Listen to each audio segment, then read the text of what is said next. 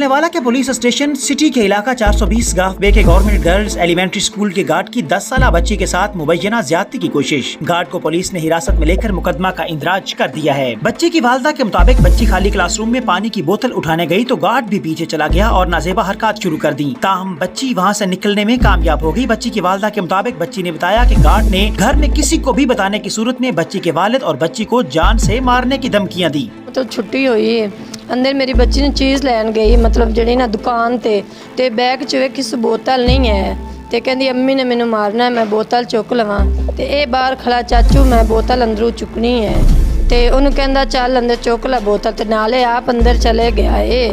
ते जिस नाल चले गया ना ते मेरी बच्ची ने कहता और हाँ तेन पानी पा देवां ते मेरी बच्ची ने इतों पकड़ लिया इस वास्ते 2 क्लास च लैके गया ते वो आंदी चाचू मेरे बांह छोड़ मैं सपारे ले जानी हाँ, मैं ट्यूशन जानी मैनू लेट हो गई ते अम्मी मेरी मैनू मारना कहता कौन लेट होंदी हो ना तेन पानी पा देवां ते कहती चाचू मैनू छड़ ये छड्डिया ही नहीं है। छड़ के तो फिर गल्लां चुम्मियां लियां सू होंठ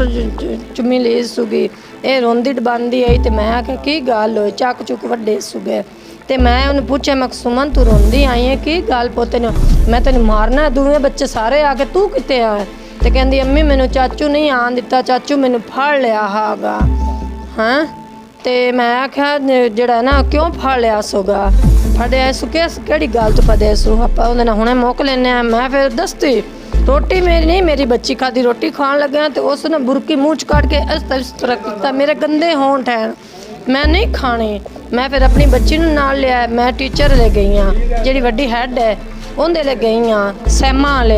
सैमा ले गई उन्हें कहा जो तुसे कहना असी वो करांगे ते अज उन्होंने कहा नाल आ वो नाल नहीं आई हैगी। सानू बस इस गल का इंसाफ मिलिया जाए। अज मेरी बच्ची ना हो गया कल किसी और बच्ची ना हो सकता है जो मेरी बच्ची ये हाथ ना छड़ांदी जे ये ना कहती कि चाचू मैं नहीं घर दसती मेरी बच्ची ने तो ज्यादा दुवी भी हो जानी है।